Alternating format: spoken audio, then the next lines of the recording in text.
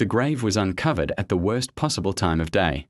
Archaeologists prefer the clean honesty of morning light, when angles are predictable and shadows behave. Sunset complicates everything. Colors distort. Depth becomes deceptive. Peripheral vision lies. Yet deadlines rarely respect superstition, and on that evening, late summer, sky already turning amber, the excavation continued. It was meant to be routine. The burial lay on the outskirts of a former settlement, exposed during preliminary surveys for a development project. Ground-penetrating radar had shown a single human interment, shallow and unremarkable. No mass grave. No anomaly. Just one skeleton, aligned according to local burial customs from the late medieval period. The team expected to document, remove, and move on. Instead, the grave ended the work entirely. When the final layer of soil was brushed away, the skeleton emerged intact, skull tilted slightly left, arms crossed, legs extended. Teeth worn.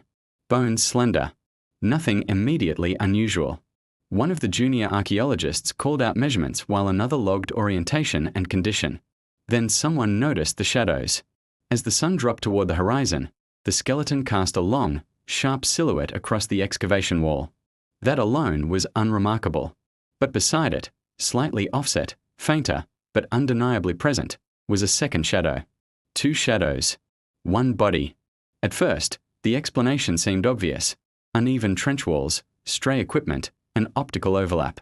The team adjusted their positions. Tools were removed. Buckets lifted out of the pit.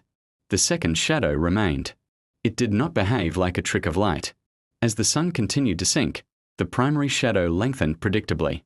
The second did not mirror it. It lagged behind by a fraction of a second, skewed at a subtly different angle, as though cast by something standing just out of alignment with the skeleton itself.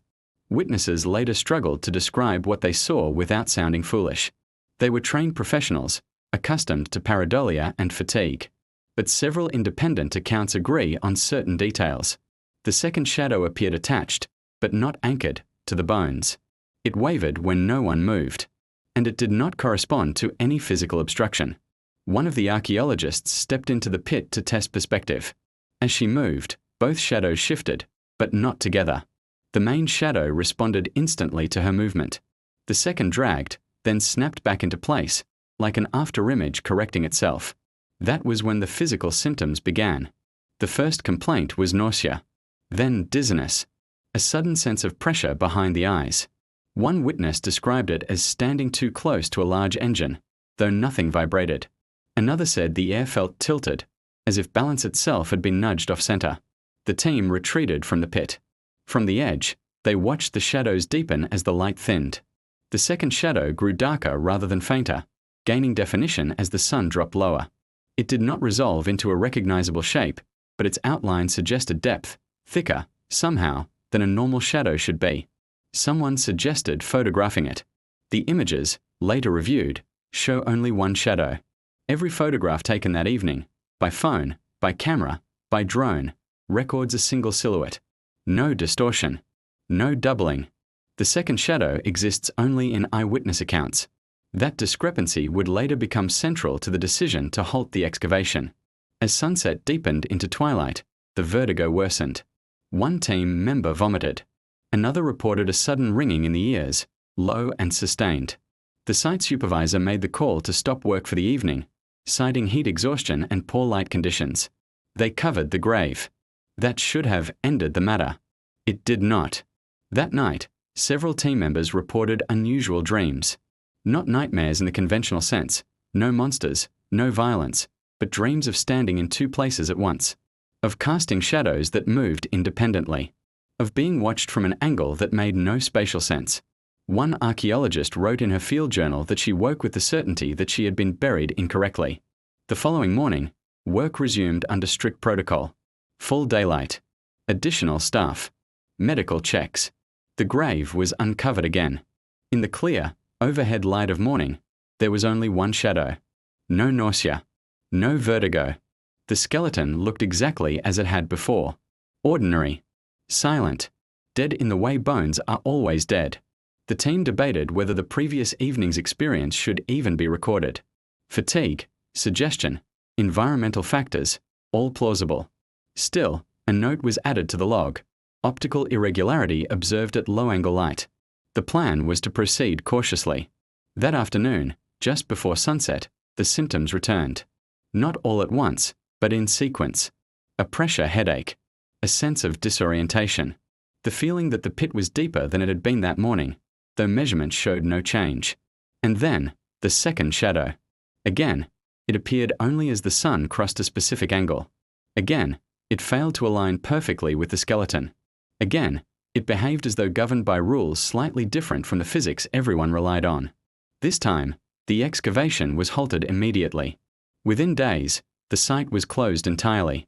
Officially, the reason given was health and safety. Unstable soil. Unexplained worker illness. The development project was rerouted.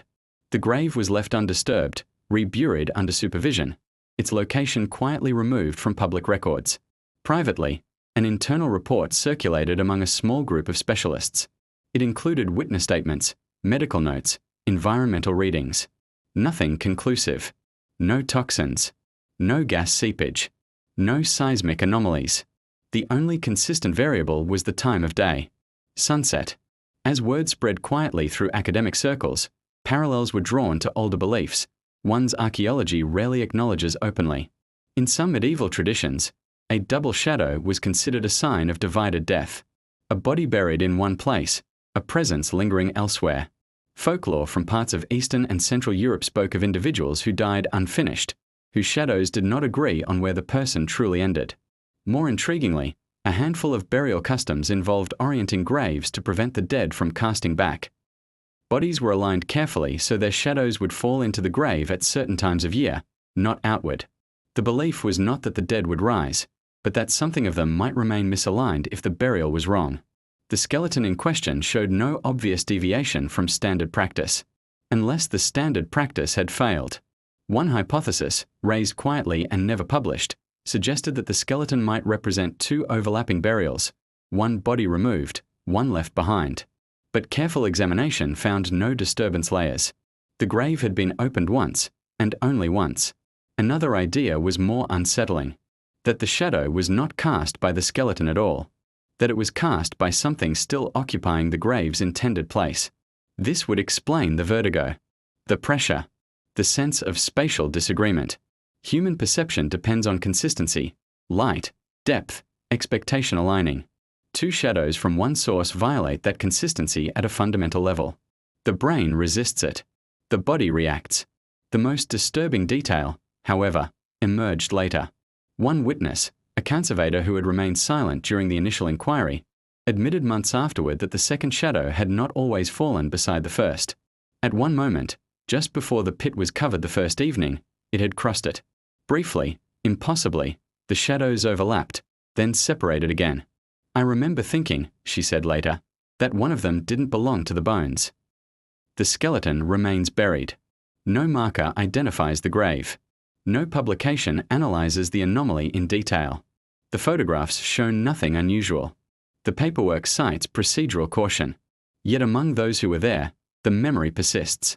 They speak of it rarely, and never lightly. Because shadows, by definition, are dependent. They are the absence shaped by presence. They cannot exist independently. And yet, at sunset, in that grave, one did. Which leaves an uncomfortable question lingering beneath the soil, unexcavated and unanswered. If a skeleton can cast two shadows, which one is actually attached to the body?